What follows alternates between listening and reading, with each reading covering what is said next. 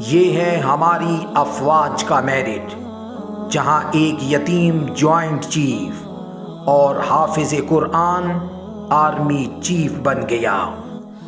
General حافظ عاصم منیر صاحب پاکستان کے نئے آرمی چیف کے بارے میں انتہائی اہم بات ہم آپ کو بتانا چاہتے ہیں۔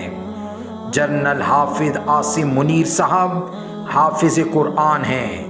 آپ کے والد اور آپ کے 2 بھائی بھی حافظ قرآن ہیں۔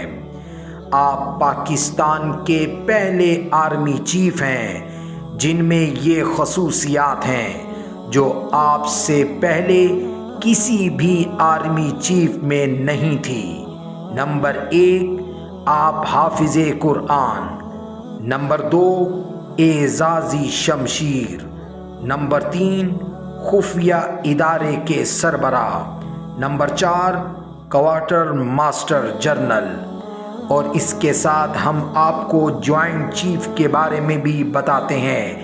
جنرل ساحر شمشاد صاحب کے بارے میں بھی آپ یہ جان کر حیران ہوں گے کہ وہ یتیم تھے۔ ماں باپ ان کے بچپن میں ہی فوت ہو گئے تھے۔ کچھ مدت تک یتیم خانے میں رہے۔ ان کی پرورش یتیم خانے میں ہوئی۔